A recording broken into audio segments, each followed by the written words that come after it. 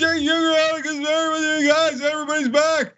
Okay, we're gonna have, I think nothing but fun. I thought about it. I thought about putting in 8% not fun, rejected it. We're going 100% fun. Is that really true? No, not really. I mean, we'll have rage, we'll have different emotions, but it'll be a roller coaster ride, and roller coaster rides are fun. All right, so lots of stories in the news. I've stored up a lot of opinions. I know you're gonna be shocked to hear that. Okay, so why don't we share the news and then share our opinions, kind of like what we do on the Young Turks. What do you think, Casper? I think it's great, and we have a lot of great stories to get to, a lot. So we're gonna keep it tight, but give you all the info you need. So let's get started with gun control, because that's a big topic today. Agreed. President Joe Biden has decided to resort to executive action on the issue of gun control. Now, this is of course in response to the mass shootings that have happened recently, and he gave a press conference listing exactly what he intends to do. Let's watch. First, want to rein in the proliferation of so-called ghost guns.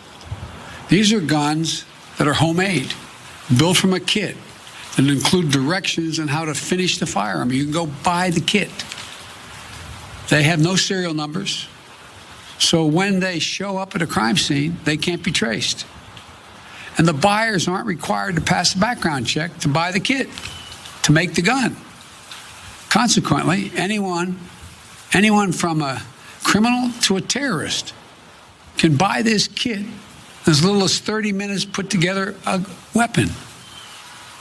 I want to see these kits treated as firearms under the Gun Control Act, which is going to require that the seller and manufacturers make the key parts with serial numbers and run background checks on the buyers when they walk in to buy that package. I mean, that honestly just sounds like common sense. It doesn't sound like anything controversial. He did not propose or implement an assault weapons ban, for instance, something that he did campaign on, but is not planning on doing through executive action. He's just trying to expand what the pretty flimsy gun regulations we have applies to. And in this case, if you're talking about a kit that's meant to literally like put a gun together, make a gun, then yeah, it should be regulated as guns are regulated, and it should absolutely have a serial number. This isn't rocket science. I think this is pretty much a no-brainer. Cenk. Yeah, so let's acknowledge that the NRA is in favor of criminals, because even on something as benign as this, they say no, criminals should be allowed to put together guns that have no serial numbers, so we have no chance of catching them after they commit crimes. You know why? Because criminals buy a lot of weapons, and the people who fund the NRA are weapons manufacturers, and they make money from selling weapons. Oh, right, and weapon parts. So is this a bold proposal? I know people are excited. Everybody every day is comparing Biden to Bernie or FDR or something. No, this is as tame a proposal as you could possibly imagine. Ghost gun is, close to a ghost issue. It's tiny. It's not asking for much at all. We're not doing an assault weapons ban, and we're not talking about an effective federal background check. He's punted anything. Those weren't even major. Those were actually relatively normal, a short while back, a decade ago, 2 decades ago for sure, right? And now it's like, whoa, we can't even get something. Federal background checks, I've said this a million times, 97% of Americans agree to them. And he won't even propose the thing that 97% of Americans agree with. So if I know a lot of people are going nuts celebrating these announcements, I think they amount to a giant whoop-de-doo. Yeah, I think your read of it is correct, right? Because these are not major changes in the ability to purchase, let's say, there's nothing about high capacity magazines. There's nothing about assault weapons. I mean, this is just, hey, we've got weak gun laws, but let's expand those weak gun laws to some new innovations in guns, right? And in this case, we're talking about these so-called ghost guns. But he also had one other specific thing that he wanted to regulate, and he's about to talk about that in the next clip.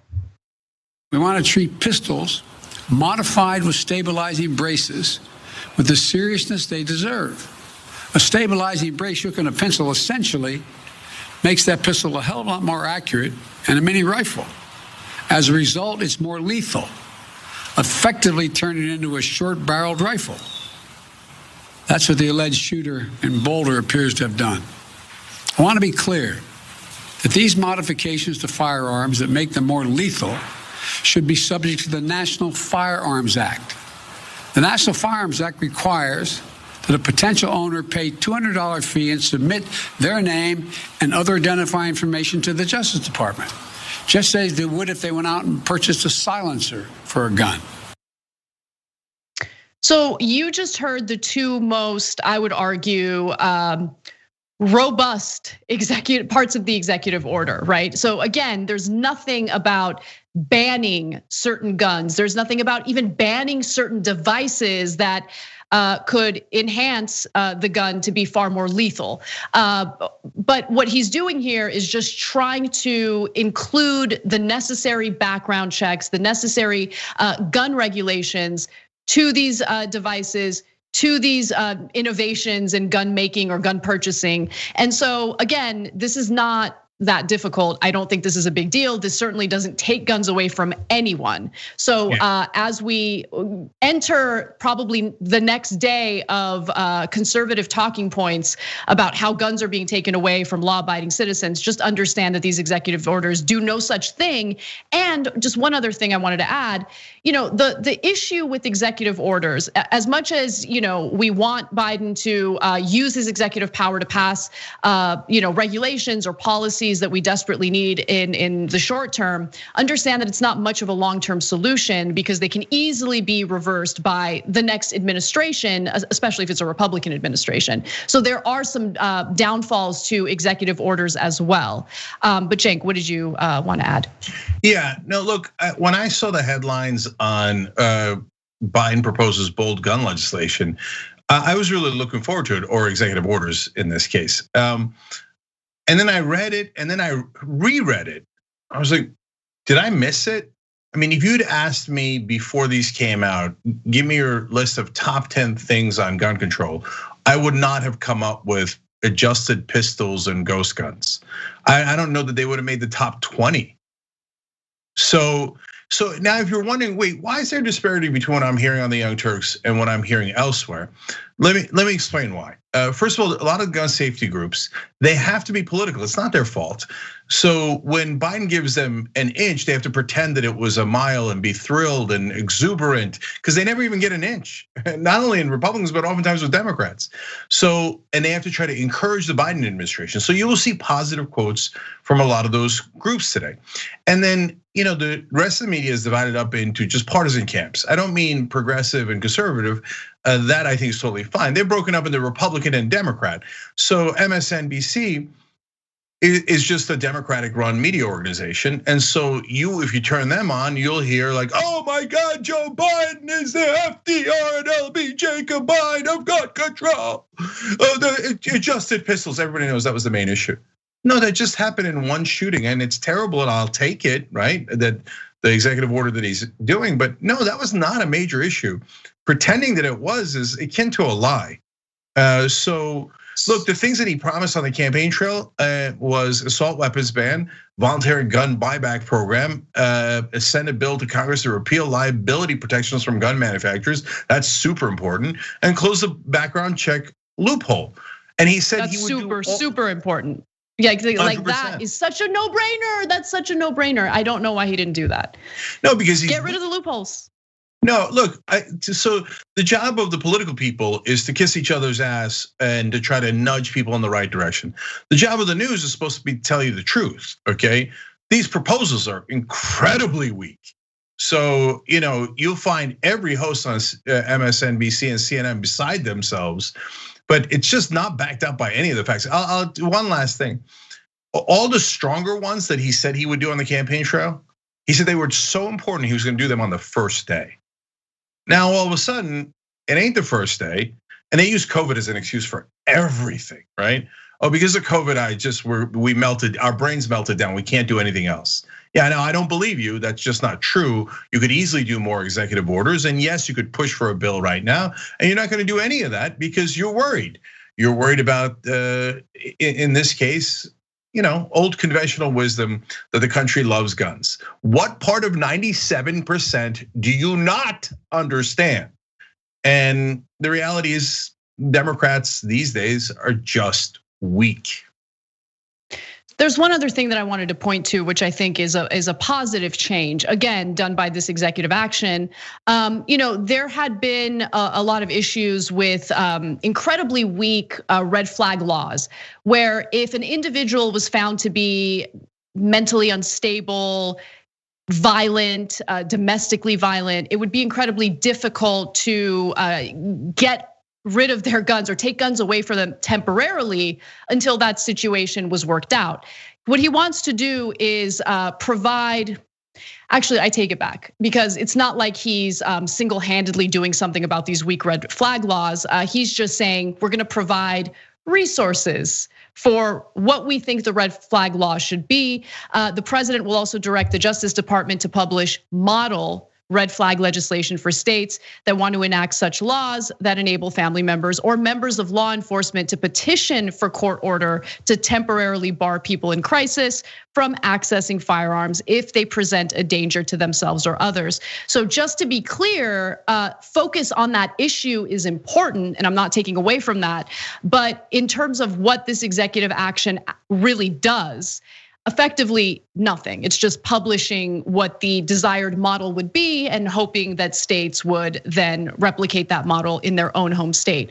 That's unlikely to happen in these red states, of course. So that's what the reality is, just keeping it real. Yeah, agreed. Yeah. All right, let's move on to our next story, because Mitch McConnell is just in this vicious cycle of making a fool out of himself. He doesn't know what to do. Senator Mitch McConnell is now backing away from demanding that corporations stay out of politics. As you all know, he had that reaction following some of these companies speaking out against Georgia's voter suppression law, and he's not so happy about it. So he had initially released a statement saying that these companies really have no business in politics unless they fund me. Well, it turns out he's now backing off from that messaging, saying, quote, I didn't say that very artfully yesterday. They're certainly entitled to be involved in politics. They are. My principal complaint is they didn't read the darn bill. So that is a talking point, Cenk, that I'm sure you've come across, our audience has come across, this talking point about how Georgia actually did not restrict voting. They expanded voting because now there needs to be a minimum of one ballot drop-off box in every county. And previously, these lawmakers didn't really care too much about the rural parts of the state because they didn't have ballot drop-off boxes in some cases. So under this law, they will ensure that rural parts of the state that maybe didn't have drop-off boxes previously will now have, at minimum, one drop-off box. But also understand that the law will limit the number of drop-off boxes in the most populous parts of the state. And the most populous parts of the state also, of course, happen to be the most diverse and happen to have the larger percentage of African-American voters. So don't buy the lies and deceptions that these Republicans are trying to put out there. It's a false narrative. But at the same time, what he's upset about is that Republicans are being called out on the fact that they're so unpopular that the only thing they can do is rig elections in their favor. That's all they do. Yeah, so the rural point is actually hilarious because what there's, what kind of voters are rural voters in Georgia? Generally speaking, white, okay? And so they're saying, yeah, no, look, I hear what you're saying. We limited voting in black areas, but on the other hand, we increased voting in white areas. No, that's not really an on the other hand. Okay, that's saying I'm being purposely racist. And this is definitely a Jim Crow law. Now, am I against expanding voting opportunities in white areas? Absolutely not. I love that. They should expand voting opportunities in every area, including rural areas, deeply white areas, deeply Republican areas. Everybody should vote, okay? We're principled on that. McConnell and the Georgia Republicans go, yeah, no, we're expanding voting for white people. The black people though, hell no. And then Mitch McConnell says, oh, you're playing the race card. No, suppressing black voters is playing the race card. Okay, so let's be clear about that. Now, secondly, I love this story because now you know who the boss is. So Mitch McConnell comes out and he looks like a tough guy, and he's the leader of the Republicans. And remember that he did this once before. He did it with Trump. He voted in favor of acquitting him in the second impeachment. Then he turned around and said, "Oh, but Trump did this thing that was so wrong during the Capitol riots. It's unacceptable." And within a week, he realized that, oh no, all my voters love that. And they love Trump, and they're beginning to hate me. So he backpedal. He said, "Yeah, I mean, Trump's good. I like Trump. Trump's still the leader. I like him. Okay, all right, I get it, Turtle. You're putting your head back into your shell." So now this is an even bigger deal because McConnell built his career on corporations. So I just want to give you the quote again from yesterday.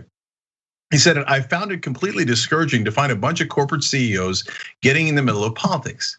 That's hilarious.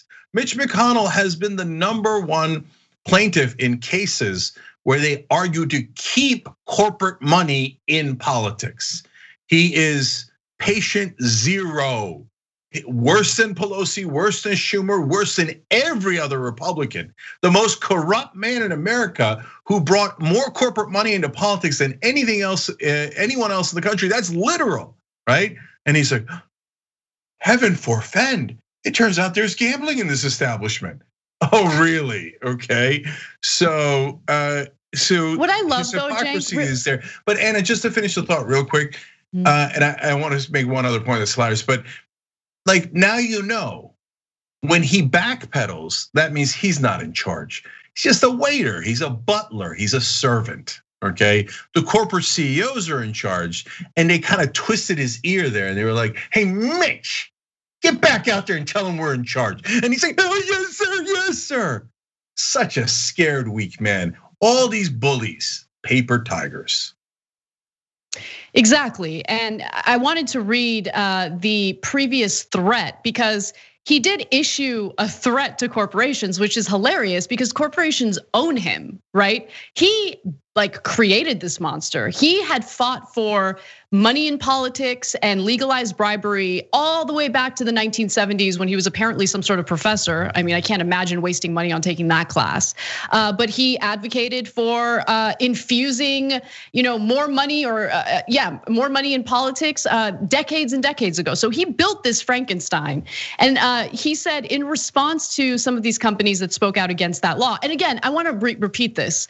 It's just empty talk, right? With the exception of the MLB, it's empty talk. It's just, all right, we want consumers off our back, so let's release a statement. And that's what got Mitch McConnell so up in arms.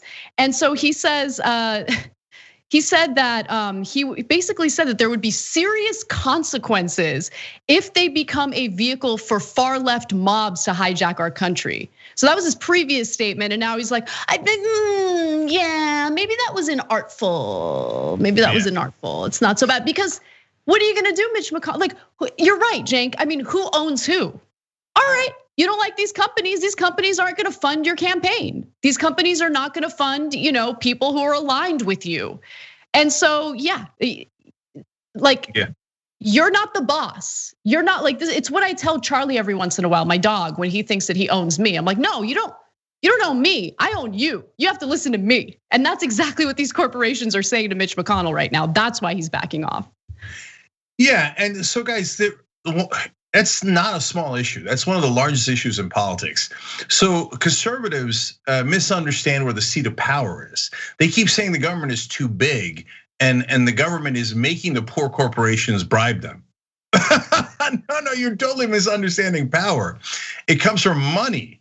And the corporations are now buying the politicians. And so whatever bad things that the government is doing, it's because corporations told them to do it. They own these politicians, corporate Republicans, and by the way, corporate Democrats, and definitely people like Joe Manchin. They own them lock, stock, and barrel.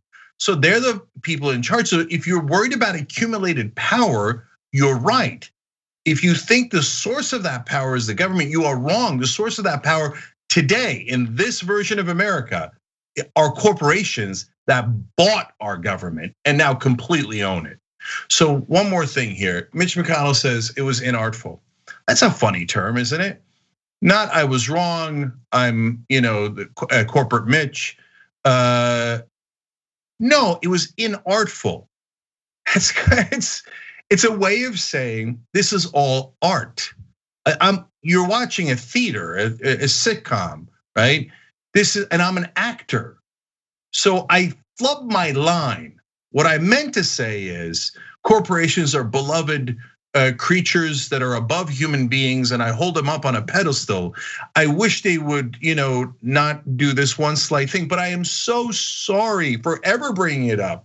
And so I forgot my line. I swear I won't do it again. I'll read all my lines in the trailer. I'll get them from the think tanks that will give me ideas, which are talking points, and then I will regurgitate them like the Mitch that I am and the actor that I am. Okay, so that's American politics. All right, we got to take a break, and when we come back, a lawyer representing Matt Gaetz's close political ally, the same guy who's facing charges for sex trafficking, weighs in on the allegations against Matt Gaetz, and you do not want to miss that video. We'll see you there. Joe Rocks.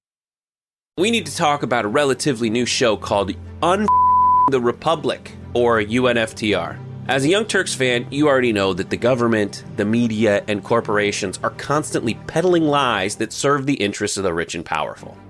But now there's a podcast dedicated to unraveling those lies, debunking the conventional wisdom. In each episode of Unveils the Republic, or UNFTR, the host delves into a different historical episode or topic that's generally misunderstood or purposely obfuscated by the so-called powers that be, featuring in-depth research, razor-sharp commentary, and just the right amount of vulgarity. The UNFTR podcast takes a sledgehammer to what you thought you knew about some of the nation's most sacred historical cows.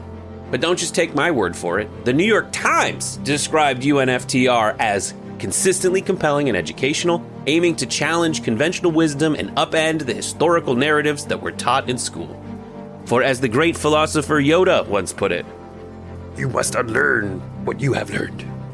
And that's true whether you're in Jedi training or you're uprooting and exposing all the propaganda and disinformation you've been fed over the course of your lifetime. So search for UNFTR in your podcast app today and get ready to get informed, angered, and entertained all at the same time.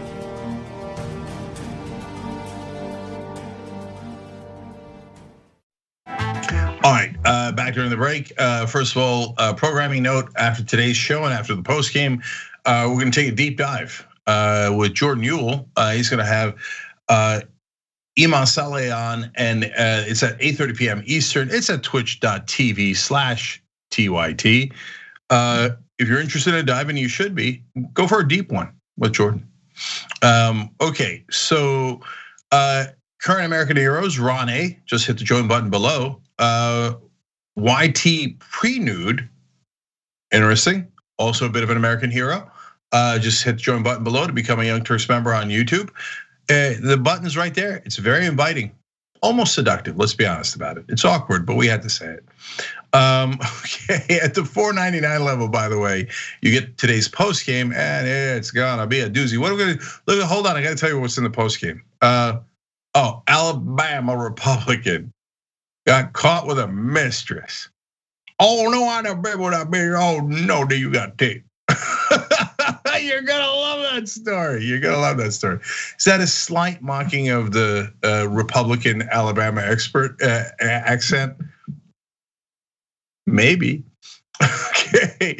All right. Of course, Democrats down there don't sound like that. All right. Too strong for Democrats writes in our members section, hence already an American hero.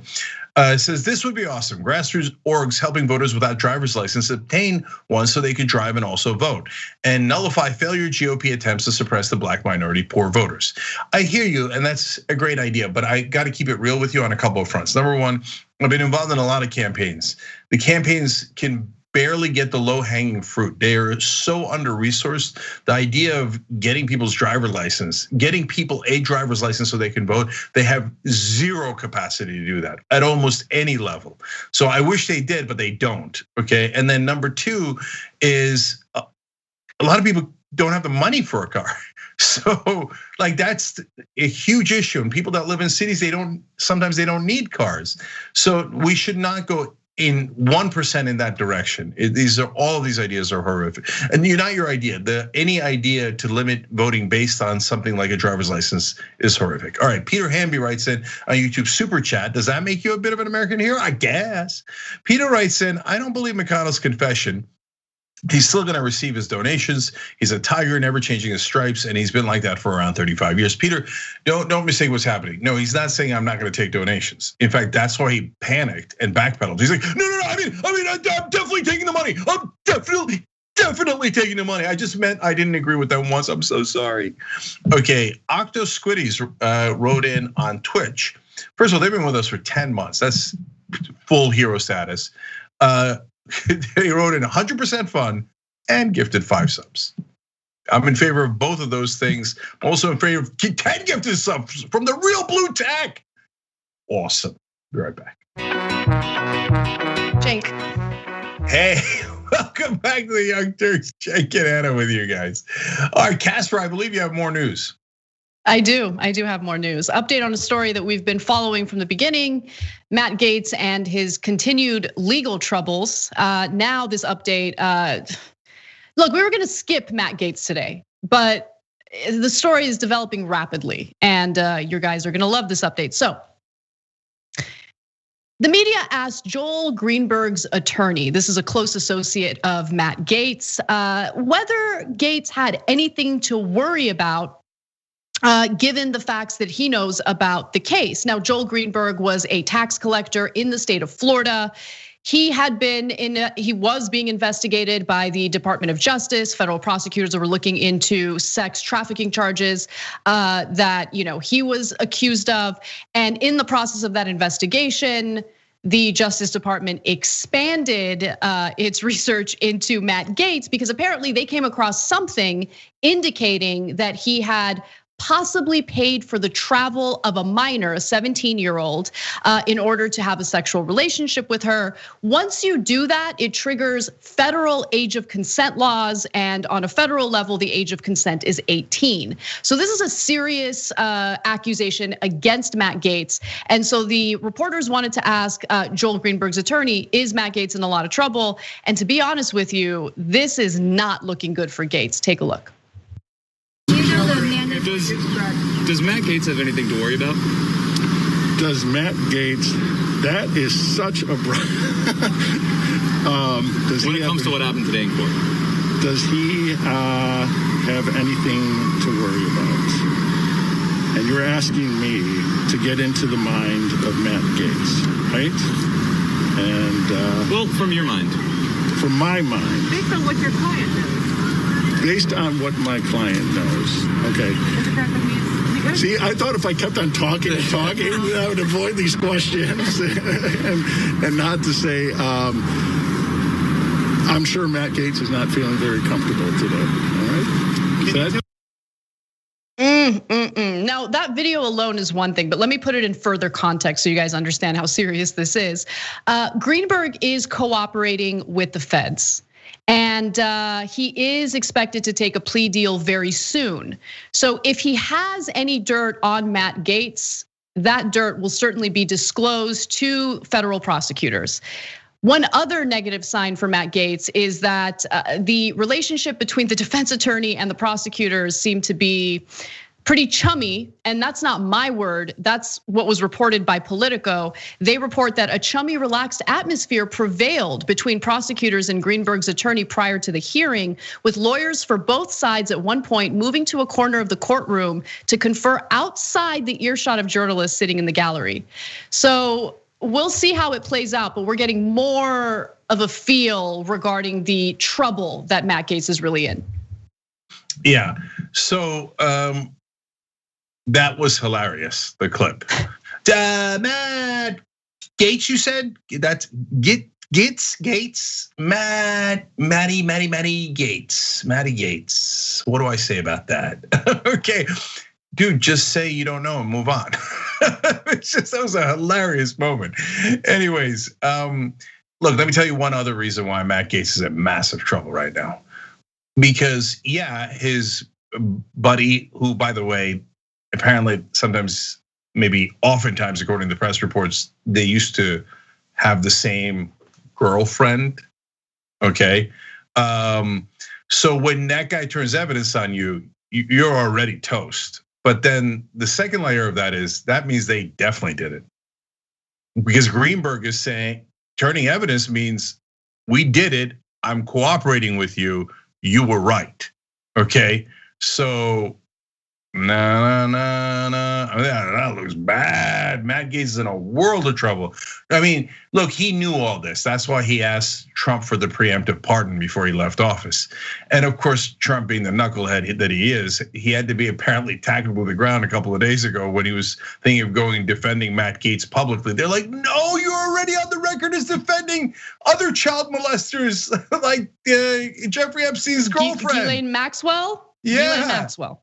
Ghislaine Maxwell, I hope she's doing well. What? That's what Trump said on 2 different occasions when he was asked, right? So by the way, we used to make fun of QAnon. I mean, the idea of the top leaders in a political party in America would be child sex traffickers. Now all of a sudden we got Matt Gaetz, we got Trump defending Ghislaine Maxwell, thinking about defending Matt Gaetz. Maybe they just had the wrong party.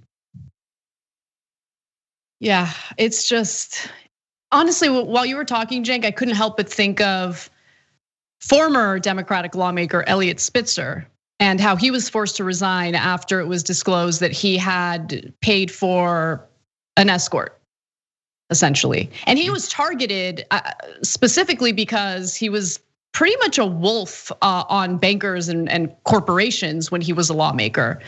So he was specifically targeted for those reasons. And look, I think that prostitution, I should say sex work should be legalized and regulated.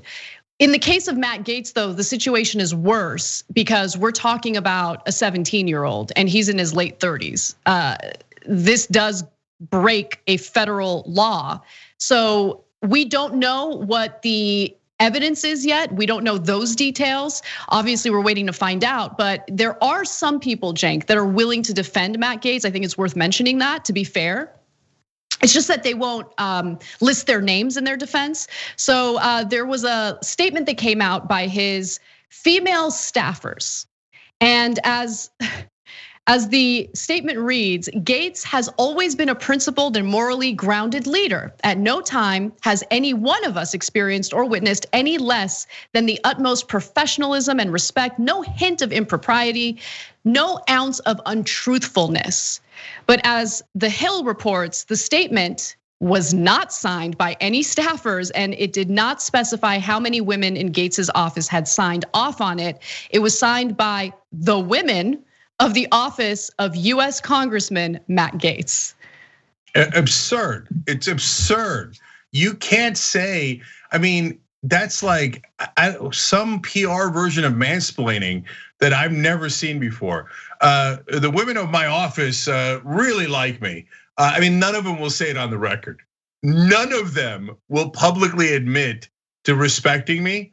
So I'll send out an anonymous letter and hope that you believe me that the women of my office who are mortally ashamed of me are publicly supporting me. Okay, if you say so, does seem a bit counterproductive. And finally, last I heard, he was about to speak to a women's group in the Republican Party, right? Like he was invited to speak. Oh, well, look, to be fair to the group, I'm sure he was invited before they found out that he was probably likely to be charged as a child sex trafficker, right? But they hadn't canceled until like, I don't know if it's still ongoing or not, but last I checked, they're like, oh yeah, come on in, tell us about women. Yeah, it's amazing. Man, Republicans are nuts. And I want to also make one clarification, just so we're 100% accurate in talking about this. As far as we know, the DOJ hasn't officially charged him of any crime yet, but it does appear that their investigation has expanded. It becomes more and more serious by the day. So as soon as he is charged, we'll let you guys know about it. But we did ask you a poll question about what's likely to happen to Matt Gaetz. Ryan Grimm was on the show with me, and his prediction is that since he's a representative from the Panhandle, who by the way is refusing to step down, it's unlikely that he'll actually suffer any real consequences for this.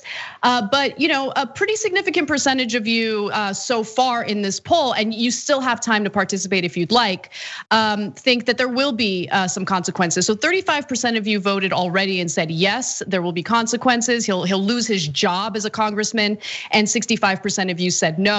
I'm curious how the poll results will change given this new information. So take part in that poll if you'd like to. We'd love to hear what you think about it.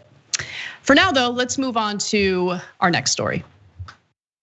We are deep in the heart of taxes, Ainsley.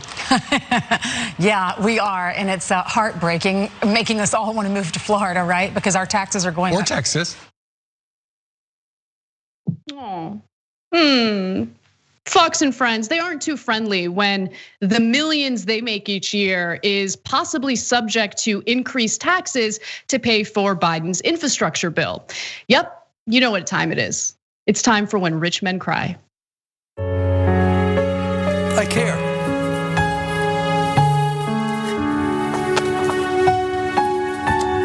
That's it. One talking point that you're very likely to hear from right wingers, especially those in right wing media, is that increasing taxes on corporations and the wealthy, meaning people earning more than $400,000 a year, would actually negatively impact their taxes. Ordinary working Americans would see their taxes go up too. I mean, there's no evidence of that, but listen to this argument.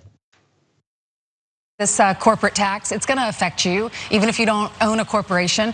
Larry Kudlow said it's very bad for our economy. He said, and then your taxes are gonna go up big time. He said, and then there's much more coming when Biden gets to the individual tax code and the capital gains and the small business. He said, get ready for that. So she's arguing that the corporate tax rate will impact ordinary Americans who don't own corporations, which makes no sense. And since she wants to talk about economic advisors, why don't we go to Gary Cohn, who was literally Donald Trump's economic advisor? On the corporate tax rate, I'm actually okay at 28%. The level we got to in our tax plan on the corporate side was actually a bit lower than I thought we needed to go. So he thinks that going down to 21% for the corporate tax rate is too low. Biden is proposing to increase the corporate tax rate to 28%, which by the way is still far lower than what the corporate tax rate was before Trump implemented his tax plan. Originally, it was 35%. And of course, when you consider the deductions and corporate tax loopholes they get to take advantage of, the effective tax rate has always been much lower. But Cenk, I wanted to hear what you think. Yeah. First, so Fox News is hilarious. They're like, I mean, this affects corporations and corporations only. That's why it's called a corporate tax rate. But maybe it affects you. I don't know. We'll just say it. Okay, and if you noticed, she's then kind of mumbled, and they might get to individual tax rates later. In other words, they didn't get to individual tax rates now, right? That's not what this is about, and hence the whole premise of this segment is a lie. Okay, all right, let's just be clear about that. All right, so now the second part, Gary Cohn was the COO of Goldman Sachs. So this is, as dyed-in-the-wool right-wing capitalist as you can find. Okay, at least on economic issues. And again, Trump's top economic advisor. He's like, did we steal a little too much? Yeah, it looks like people are getting mad, right? Let's just, maybe we move it back to 28, Maybe that could be okay, right? When the former, basically head of Goldman Sachs, he was number 2 guy there actually, tells you that the rich and the corporations might have taken too much. Wow, did they take a lot, right? So, but this is the most important part, guys. They're playing a shell game on you. Good cop, bad cop, corporate Democrats and corporate Republicans. So Trump cut the rate not from 28%. He cut it from 35% down to 21%. Now everybody, including Joe Biden, is pretending that they're bringing it back to 28%. No, if you were bringing it back, or if you were building it back better, you would go to 35%. And not only is he going only to 28%, and they do this every time, by the way. We've covered this, we've been around for 20 years. We've covered this shell game when Bush and Obama did it. And by the way, who was the guy who made that deal happen? Literally negotiated in the Obama administration? It was Joe Biden. He negotiated with McConnell. So the Republicans cut taxes to the bone for the rich. Democrats come in and go, grumble, we will increase it by a little bit. And the rich and the corporations come away with a giant tax cut. And in this case, Biden, after saying 28, no one in the media noticed. Everyone says bringing it back to 28, etc. The media sucks as usual. It's a fact, it's not an opinion. It was at 35, do your goddamn job. Anyway, then Biden says, well, 28 is my starting position, we can negotiate. Oh, for Christ's sake. So Biden is going to be ridiculous. To the right of Gary Cohn. And to your point about corporate Democrats, Cenk, earlier this week, we did share the statements coming from, of course, Senator Joe Manchin and Mark Warner as well, regarding their disdain, I guess, for increasing the corporate tax rate to 28%. They want to be a little more moderate on that and would prefer to see it at 25%. So what you're saying is absolutely true. Ainsley Earhardt, though, does not say things that are true. She continues to lie to Fox News's audience in this next clip. Let's take a listen. It tightens the tax code loopholes. So if you find loopholes to save some money for your family, so you don't have to give it to the government, Joe Biden wants to tighten that. Normal people, ordinary Americans, workers don't get to take corporate tax deductions because they don't own corporations. She is lying to you. And what we should discuss is, first of all, how incredibly unpopular Trump's tax cuts for the rich really were, but the damage that it actually did to the economy, specifically for workers, while continuing to make the people at the very top even more wealthy than they previously were. So when Trump passed his tax cuts for the rich, what happened? Did these companies create jobs? Did they increase wages? No, you know what they did with that extra money? They bought shares of their own stock. In fact, just look at this short time period, right? We're talking about 3 quarters here.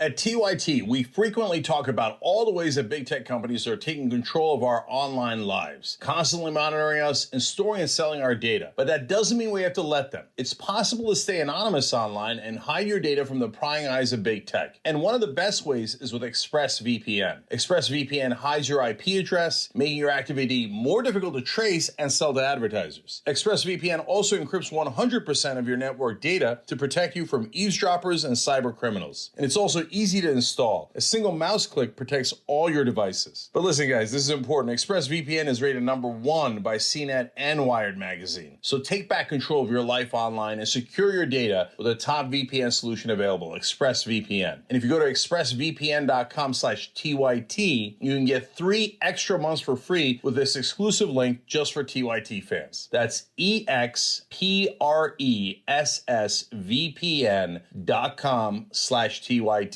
Check it out today.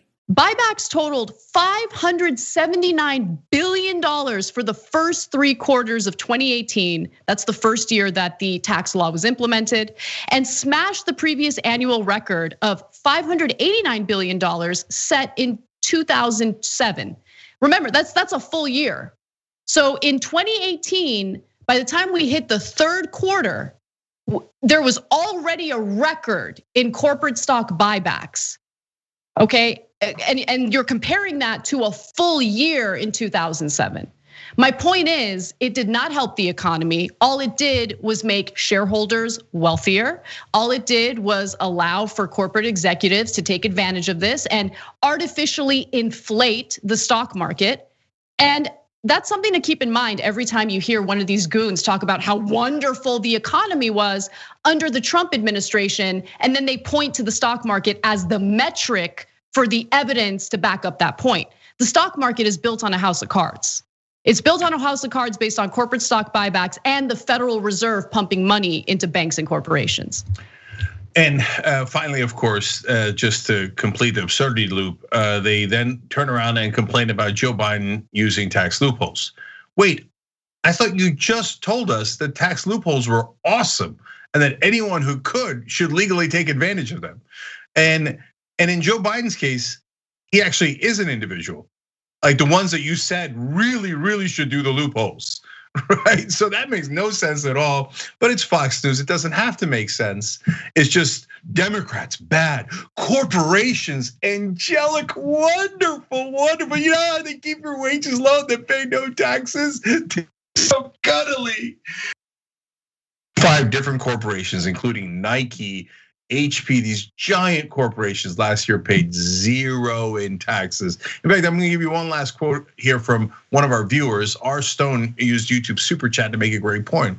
He said, Jeff Bezos in the record saying he is on the record saying he agrees with the corporate tax increase, who paid $0 in taxes for quite a while. So what are we doing here? Now, Bezos himself didn't pay 0 in taxes as far as I know, but Amazon did, and they're $1 trillion company for year after year after year. And so when even the owner of Amazon's like, our taxes are way too low, my God. And Fox News is still out there going, no, poor Bezos, poor billionaires, poor corporations, won't anyone help them? Look, if you're a conservative out there, Fox News ain't on your side. They're working for the corporations to help trick you into voting for their tax cuts. That's the robbery that they're a part of. We got to take a break, but when we come back, we have more news for you guys, including, yes, another story of Senator Joe Manchin standing in the way of actually accomplishing anything in the Senate.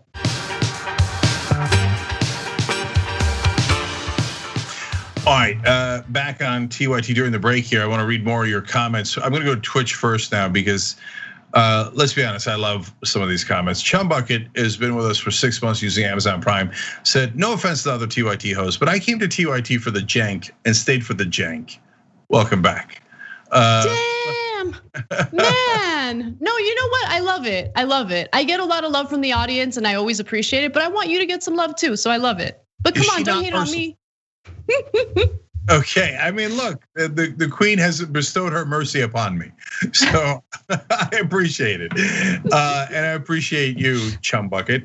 And here's another comment I love. Goku just saying, who's been, and it says 4 months on Twitch, 12 months on YouTube, watching TYT overall for 10 years. Am I a hero?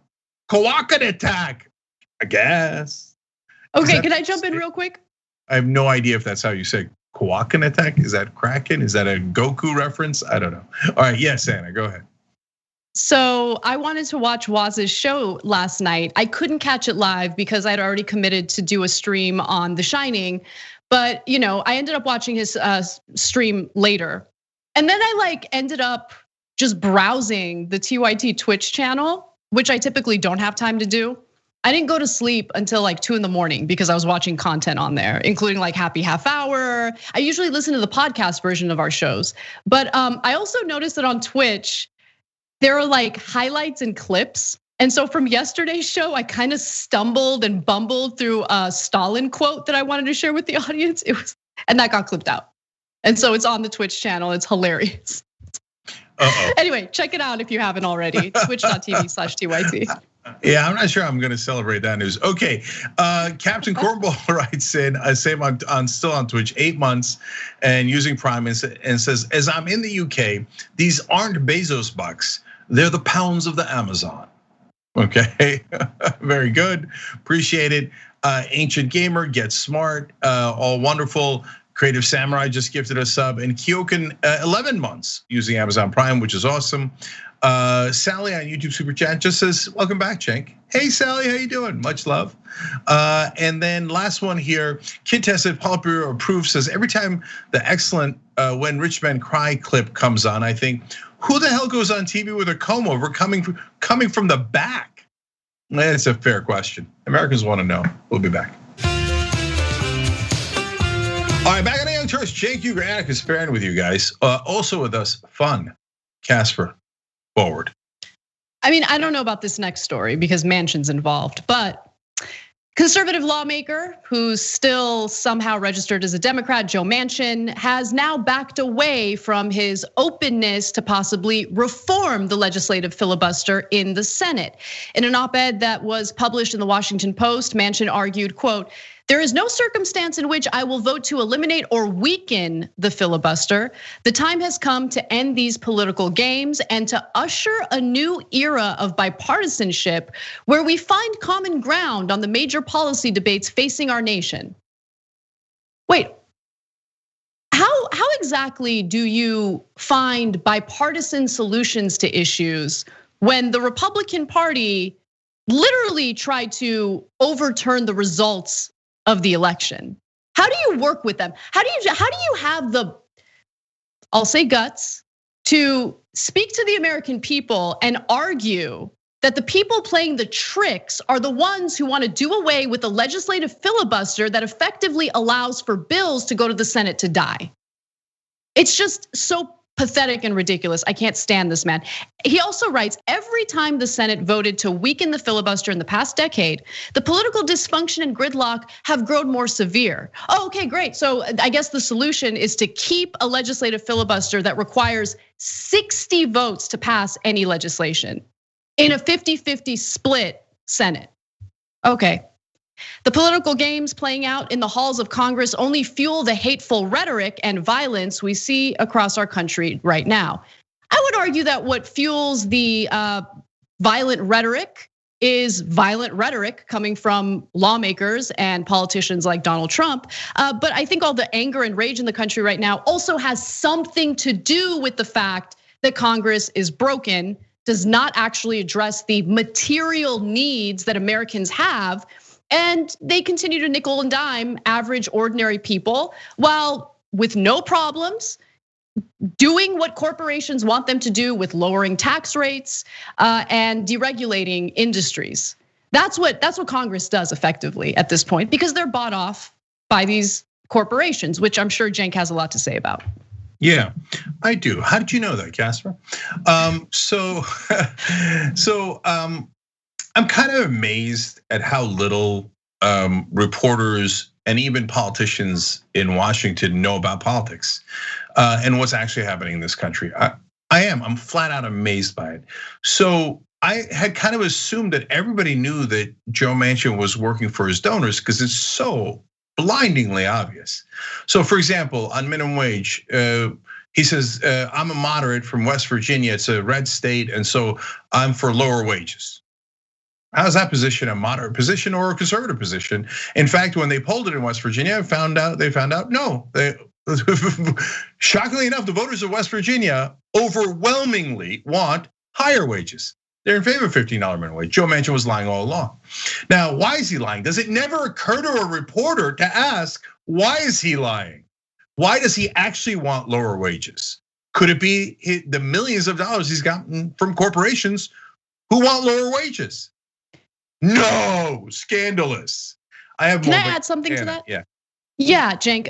It's not, and with Joe Manchin, remember, it's not just that he's been bribed by corporations that do not want to pay a $15 an hour minimum wage. Remember, Manchin himself is personally invested and owns a hotel that does not pay its employees $15 an hour, and he certainly doesn't want to cut into his profits by doing so. And that conflict of interest, by the way, remains legal in our country. Politicians can be invested in individual stocks. Politicians can be invested in businesses that obviously provide some sort of bias or conflict of interest in regard to regulations and actual policy that would impact those businesses. And so the whole system is broken. Like, I know that this is about the legislative filibuster. That's a huge problem. But I think a bigger problem, if you take a step back, is this system of legalized bribery. We talk about it all the time, but also that these conflicts of interest are like totally okay. They should not be invested in individual stocks. They should not be invested in businesses. I mean, it's just crazy, but that's how our system works. And that's why they don't listen to or care about what their own constituents think. Yeah. So the story that Anna is referring to is on tyt.com/investigates. We broke that story, so you should check that out. Okay, now look, on every issue, infrastructure bill, Joe Manchin says no. The moderate position is that people don't want their roads and bridges fixed, and they don't want higher paying jobs. Well, they polled it. It turns out 65% of Americans do want it. Only 21% are opposed. So what's the moderate position? 2/3 of the country is the moderate position, which is hell yeah to Joe Biden's infrastructure plan. And by the way, his plan to increase corporate tax rates. He says maniacal things like the people of West Virginia want lower taxes for corporations. They don't want big business to pay their fair share. It's insane. Anyone who takes that at face value is honestly stupid. Okay, but so that's my bad that I thought people had a modicum of intelligence in Washington, and I withdraw. Okay, that presumption earlier. So when Joe Manchin says the people of West Virginia want something, just take out the words "people of West Virginia" and put in "my corporate donors." You will have the correct answer 100% of the time. Now, look, with Joe Manchin now saying there's no hope, I'm not going to budge at all on the filibuster. There goes For the People Act. That's the one that allows people to vote, that expands the ability and the opportunity to vote. That is the most core Democratic policy initiative. Now, it's great on policy, but it's also absolutely essential for the Democrats on politics. So now, let alone, of course, he's going to protect corporations at every turn. So Democrats, you now have a choice, but particularly progressives, you have a choice. Are you ever going to fight the guy? Oh, well, I mean, my dear colleague, blah, blah, blah, blah, blah, and I wouldn't want to offend him. Why? The Republicans are irrelevant now.